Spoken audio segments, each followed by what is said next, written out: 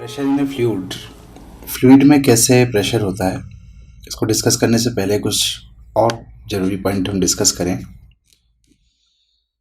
इस चैप्टर में हम फ्लूइड को स्टडी कर रहे हैं, बट फ्लूइड होता क्या है? फ्लूइड होता है सब्सटेंसेस विच कैन फ्लो। जो सब्सटेंस फ्लो हो सकते हैं उनको फ्लूइड कहते हैं। सॉलिड तो फ्लो नहीं होता, लिक्विड और गैसेस फ्लो हो सकती हैं, तो लिक्विड्स को एंड गैसेस को हम फ्लूइड की कैटेगरी में रखते हैं। And study of this fluid is called fluid mechanics. Fluid mechanics जो है, जिसमें हम फ्लूइड की प्रॉपर्टीज को स्टडी करते हैं, पर इसके दो पार्ट हैं, दो तरह से स्टडी होती है। एक तो जब हमारा फ्लूइड स्टेशनरी हो, मीन्स मूविंग नहीं हो, जैसे कि किसी कंटेनर में भरा हुआ कोई लिक्विड स्टेशनरी हो, तब इसकी स्टडी कहलाती है फ्लूइड स्टैटिक्स। Fluid statics. और जब हमारा फ्लूइड मूविंग हो, मोशन में हो, then study of fluid is called fluid dynamics. तब हम इसको डायनामिक्स कहते हैं। अब फ्लूइड की एक इम्पॉर्टेंट प्रॉपर्टी है कि उसके हर पॉइंट पर एक प्रेशर प्रेजेंट होता है। कैसे, उसको समझें। मान लीजिए कि हमारे पास किसी कंटेनर में कोई फ्लूइड भरा हुआ है। ये एक कंटेनर हम ले लेते हैं यहाँ पर, और इस पे कोई लिक्विड भरा हुआ है। ध्यान रहे कि हम बात तो लिक्विड की करेंगे बार बार, बट ये बातें लिक्विड के साथ साथ गैसेस पर भी अप्लाई होंगी, यानी कि हम फ्लूइड की बात करेंगे।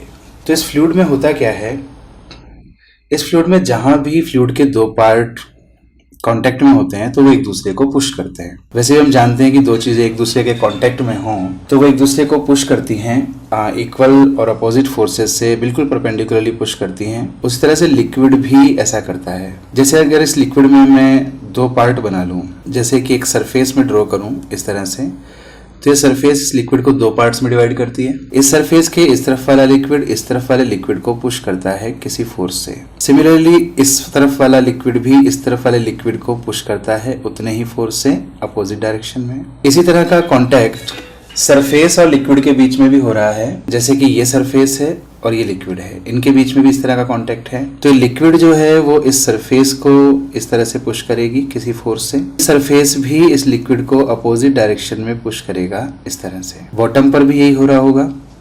यहाँ बॉटम पर ये लिक्विड जो है इस बॉटम को पुश कर रहा है इस डायरेक्शन में, और बॉटम जो है वो लिक्विड को पुश कर रही है अपवर्ड डायरेक्शन में। अगर हम यहाँ पर एक बॉडी रख दें इस लिक्विड के अंदर, मान लीजिए क्यूबिकल शेप की एक बॉडी रख दें, तो इस क्यूब की जितनी भी सरफेसेस होंगी सबकी सब लिक्विड के कांटेक्ट में होंगी। तो लिक्विड जो होगा वो इसकी हर सरफेस को पुश करेगा।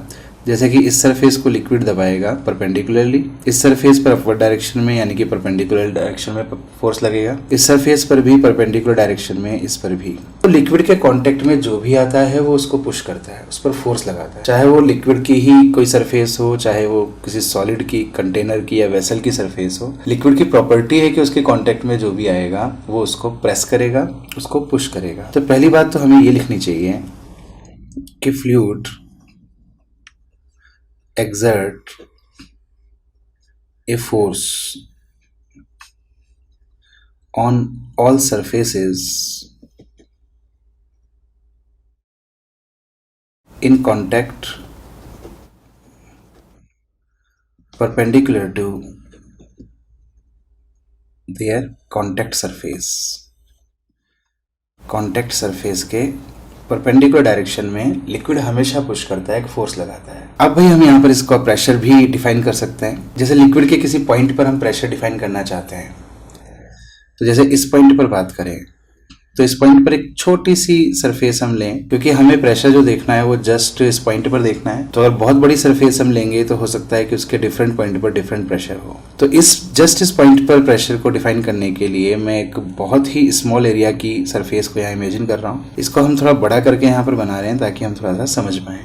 तो इसके इस तरफ वाला लिक्विड जो है वो इस सरफेस को इस तरह से पुश करेगा इस डायरेक्शन में, एक स्मॉल फोर्स लगाएगा डेल्टा एफ। इस तरफ वाला लिक्विड इस तरफ वाले लिक्विड को पुश करेगा अपोजिट डायरेक्शन में उतने ही फोर्स से, डेल्टा एफ से। और मान लेते हैं कि सरफेस का जो एरिया है बहुत ही स्मॉल एरिया है, डेल्टा ए, क्योंकि हम जस्ट एक पॉइंट पर बात कर रहे हैं। तो यहाँ पर प्रेशर को कैसे डिफाइन करें? Pressure P equals to force per unit area means force upon area, but area should be very small, that is limit delta A tends to 0। तो ये हमारे पास प्रेशर हो गया लिक्विड के किसी भी पॉइंट पर।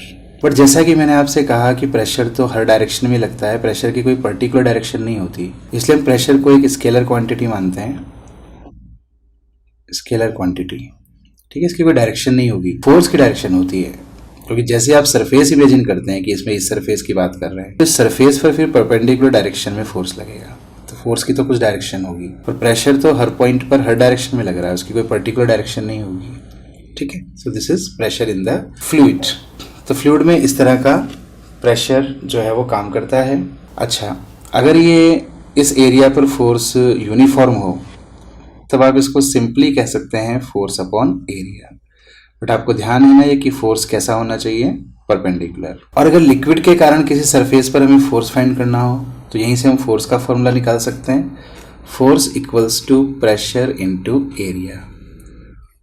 फोर्स को कैलकुलेट करने के लिए हमें प्रेशर को एरिया से मल्टीप्लाई करना चाहिए। जैसे इस पॉइंट पर मान लीजिए आपको प्रेशर पता है P, तो यहाँ अगर कोई सरफेस प्रेजेंट हो तो सरफेस पर फोर्स को कैसे कैलकुलेट करेंगे? Force equals to that pressure which is present at this point into area of this surface. वो एरिया लेंगे जिस सरफेस, जो टोटल एरिया है जिस सरफेस पर आपको फोर्स फाइंड करना है।